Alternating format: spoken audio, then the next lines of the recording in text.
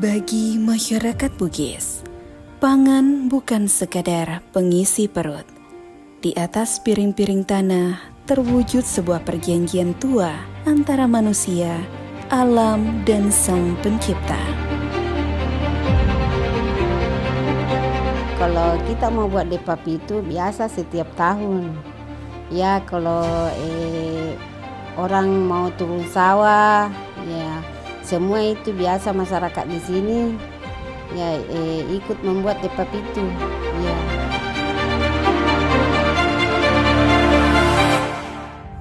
Bagi masyarakat Shenrana, depapi itu bukan sekadar kue tradisional.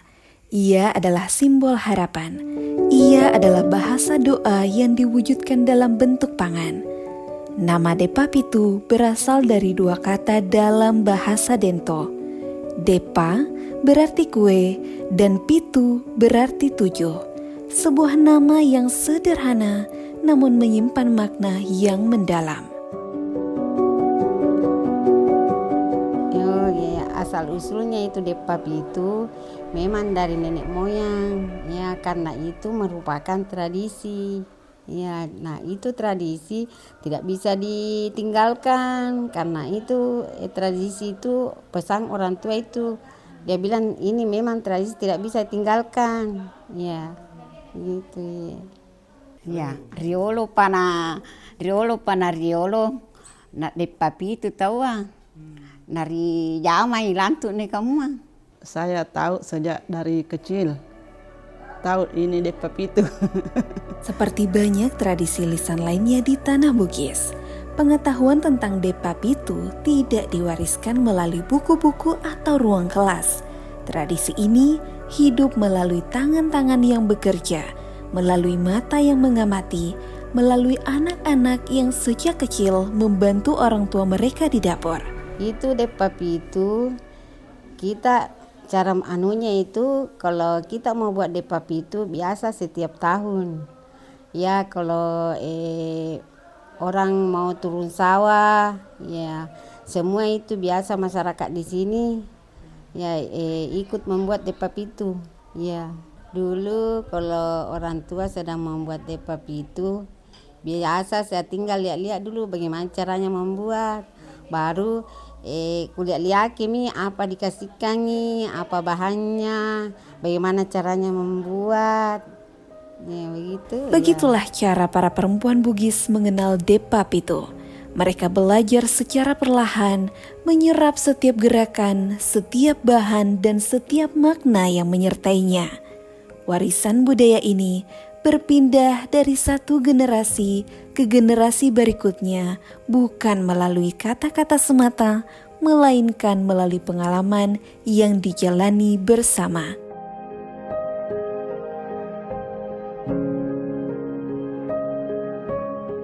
Bentuk daripada depapi itu ada yang bundar, ada juga namanya Tuan Rona, ya. Itu yang depapi itu karena kita itu membuat 7 susun. Ya. Jadi itu yang dinamakan depapi itu karena 7 lapis ki. Ya. Pasiano pitu supaya matuju maneng jama-jamange. Jadi itu susunannya harus 7, tidak boleh kurang, tidak boleh lebih. Jadi 7 itu dimaknai supaya 7 orang kerja sawah. Di Shenrana, depapi itu hadir pada waktu yang istimewa. Kue ini dibuat menjelang dimulainya musim tanam padi ketika hujan mulai turun membasahi tanah-tanah pertanian. Masyarakat percaya bahwa depapi itu adalah bagian dari ritual Songkabala, sebuah permohonan kepada Tuhan agar dijauhkan dari mara bahaya dan diberikan keselamatan selama musim bercocok tanam. Ya, karena itu memang pesan orang tua dan tradisi tidak bisa kita tinggalkan dalam 1 tahun. Ya, dalam 1 tahun itu setiap orang mau turun sawah kita harus membuat depapi itu. Iya. Itu yang depapi itu biasa ada namanya tulak bala. Sebelum kita turun sawah harus ada namanya tulak bala. Bisa juga dibilang sungkabala. Ya. Setelah itu kita baca-baca dulu. Ya. Setelah dibaca-baca, kita juga biasa yang di sekitar kita itu biasa juga dikasih kalau sudah dibaca-baca. Iya. Gitu. Disinilah makanan melampaui fungsi biologisnya.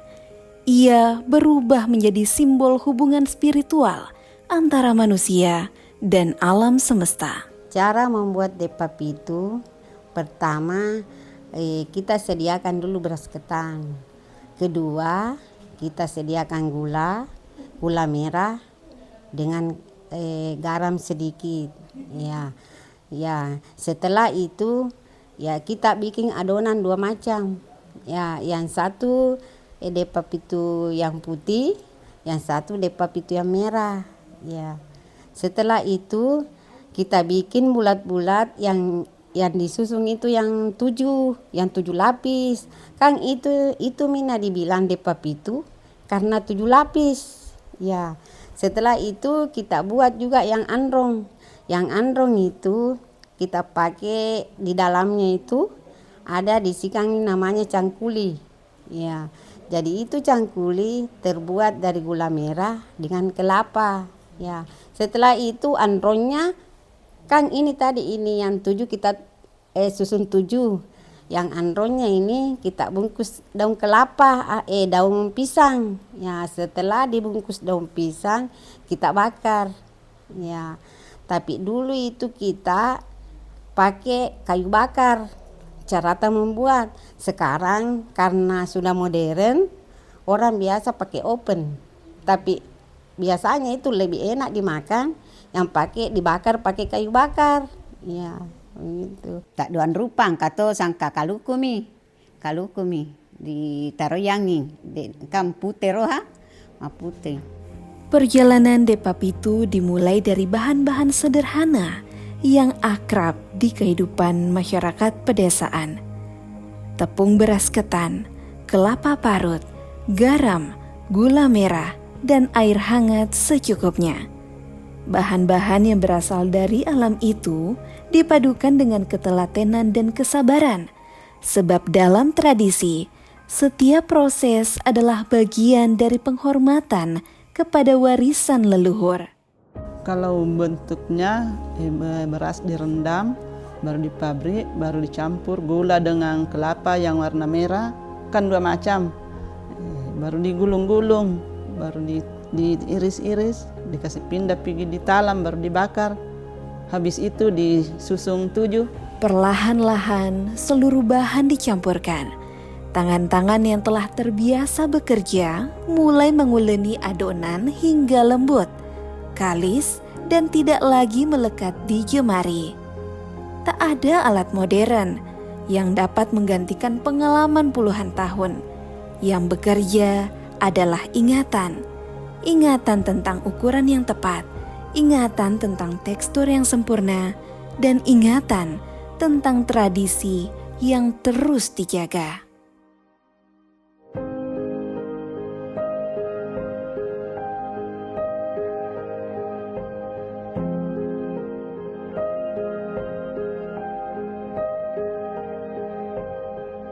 Tapi orang di sini itu memang lebih enak rasanya itu kalau dibakar pakai kayu bakar daripada oven.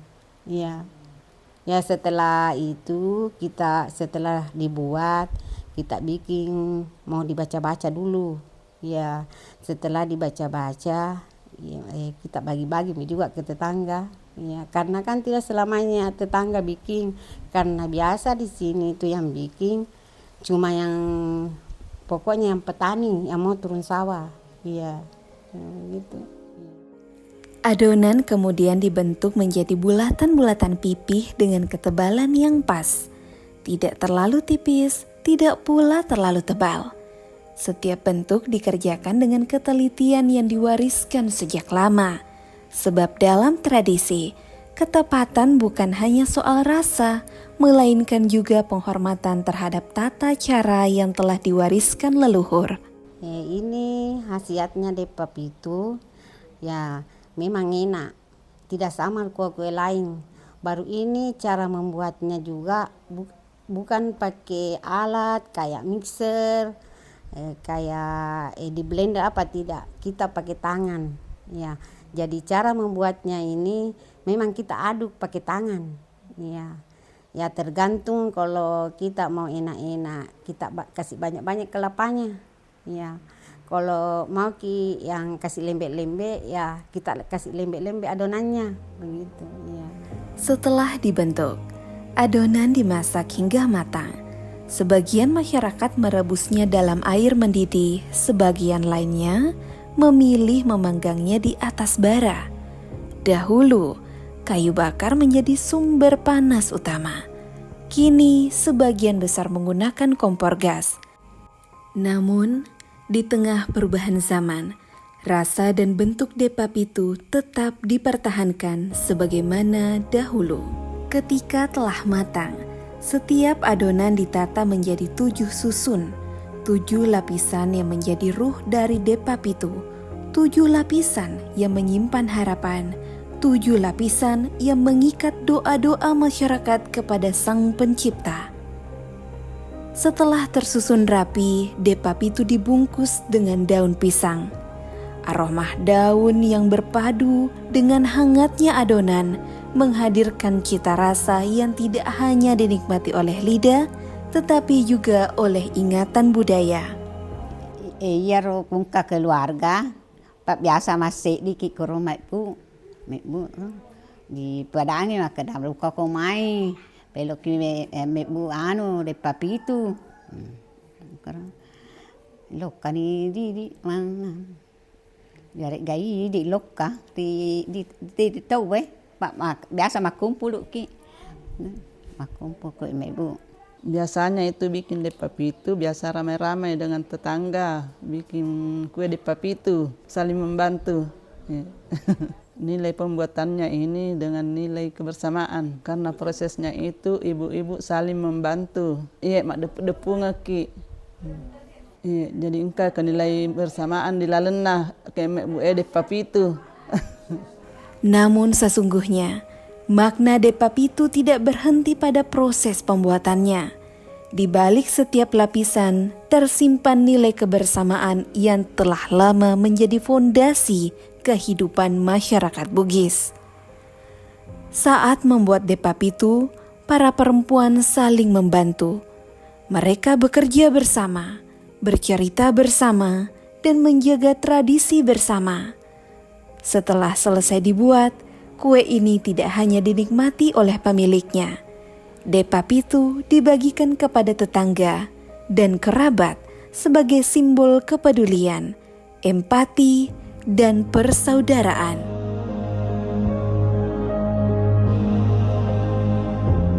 Ya, depa pitu itu diwariskan ke anak-anak kita sekarang karena memang itu adalah suatu tradisi, dan orang tua itu dulu dia pesankan anaknya harus dilaksanakan karena ini adalah suatu tradisi, ini adalah pesan nenek moyang begitu ya.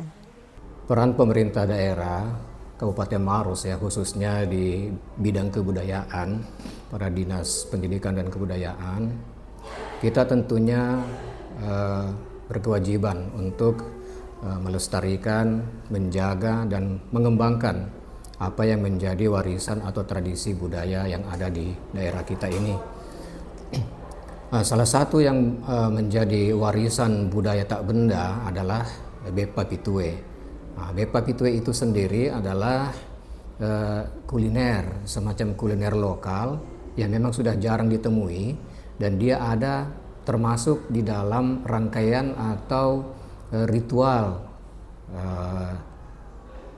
pesta panen yang dilakukan di beberapa daerah.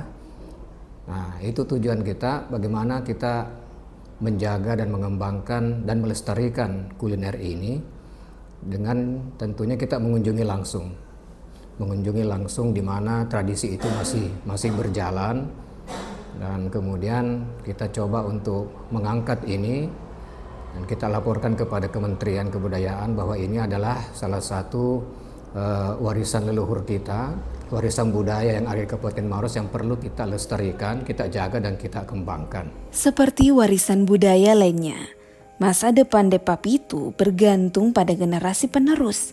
Hingga hari ini, tradisi tersebut masih diwariskan melalui praktik langsung di lingkungan keluarga. Iya, ini Depa Pitu harus dilestarikan sampai sekarang karena ini adalah suatu tradisi dari nenek moyang kita. Jadi kita ini harus mengajar anak-anak membuat Depa Pitu supaya lebih lestari lagi, dilestarikan lagi itu Depa Pitu. Ya, siapa lagi kalau bukan anak-anak kita? Ya, jadi lebih bagusnya itu kalau kita membuat Depa Pitu, kita harus mengajar anak-anak membuat Depa Pitu supaya ada yang melestarikan nanti. Ya. Kalau dari sekarang kita tidak ajar anak-anak, siapa yang mau melanjutkan? Iya. Pelestarian budaya tidak dapat dilakukan oleh masyarakat semata. Diperlukan sinergi antara masyarakat adat, generasi muda, lembaga pendidikan, dan pemerintah daerah. Melalui berbagai program kebudayaan, dokumentasi, edukasi, dan promosi budaya lokal, tradisi seperti Depa Pitu dapat terus diperkenalkan kepada generasi masa depan. Ya, ini tradisi ini atau kuliner ini memang perlu kita perkenalkan kembali kepada generasi muda. Jangankan generasi muda, masyarakat umum saja mungkin sudah tidak mengenal lagi dengan adanya Depa Pitu ini. Jadi tugas kita sebagai pemerintah, khususnya di bidang kebudayaan ini, bagaimana mengajak generasi muda ini untuk melihat langsung pembuatan Depa Pitu itu pada saat upacara ritual yang diadakan pesta panen ya. Karena itu seperti saya katakan tadi bahwa ini tidak atau kuliner ini tidak bisa kita temui di sembarang waktu. Dia hanya diproduksi atau dibuat pada saat-saat tertentu saja. Nah, makanya generasi muda ini coba nanti kita akan libatkan untuk mengenal atau terlibat langsung atau melihat langsung proses pembuatannya pada saat pesta panen nanti.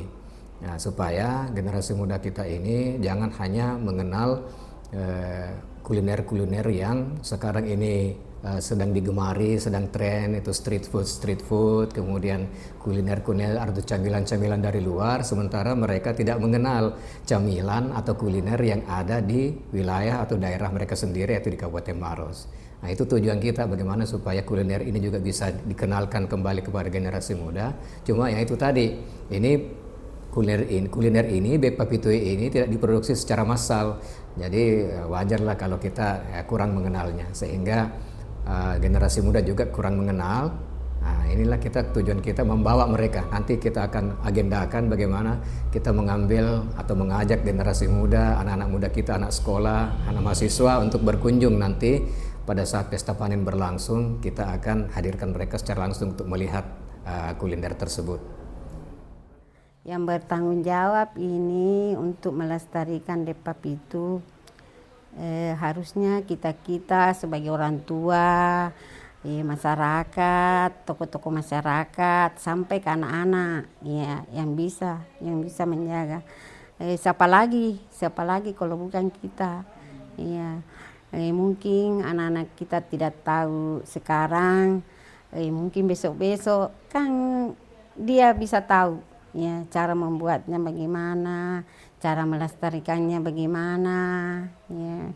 Kita juga ikut mengajak anak-anak untuk kebersamaan, berbagi ya.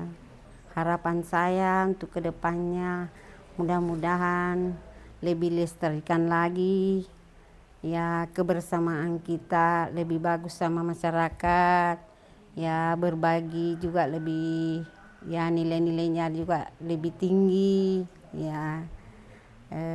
Harapan kita itu mudah-mudahan anak-anak kita ke depannya ya lebih bagus lagi cara melestarikannya. Ya, kami sebagai pemerintah daerah mengajak kepada seluruh masyarakat, khususnya kepada generasi muda, mari kita menjaga warisan budaya kita, warisan budaya lokal kita, baik itu dalam bentuk kearifan lokal, baik itu dalam bentuk tradisi, baik itu tradisi benda maupun tak benda, kuliner dan lain sebagainya. Karena kalau bukan kita, siapa lagi yang akan menjaganya? Nah, nanti kita takutnya nanti nih ke depannya ini masyarakat kita atau generasi muda kita ini terlalu maju ke depan dalam mengenal gadget, mengenal budaya-budaya luar, sementara mereka tidak mengenal budaya daerahnya itu sendiri. Jadi kami semua di sini di bidang kebudayaan, pemerintah daerah mengajak kepada seluruh masyarakat untuk tetap menjaga dan ingin mengenal dan mempertahankan, melestarikan budaya-budaya lokal yang ada di kabupaten kita. Karena itu merupakan identitas. Nah, jangan mengaku orang Maros kalau kita belum mengenal apa sebenarnya menjadi identitas di kabupaten kita ini. Nah, itu mungkin yang menjadi harapan kita. Terima kasih. Di Tanah Bugis, tradisi bukan sekadar peninggalan masa lalu. Ia adalah napas yang terus hidup dalam keseharian masyarakatnya. Depa Pitu mengajarkan bahwa makanan dapat menjadi doa, bahwa kebersamaan dapat menjadi kekuatan, dan bahwa warisan budaya adalah cahaya yang menuntun perjalanan sebuah bangsa. Selama masih ada tangan yang membuatnya, selama masih ada keluarga yang mewariskannya, dan selama masih ada generasi yang menghargainya, Depa Pitu akan terus hidup.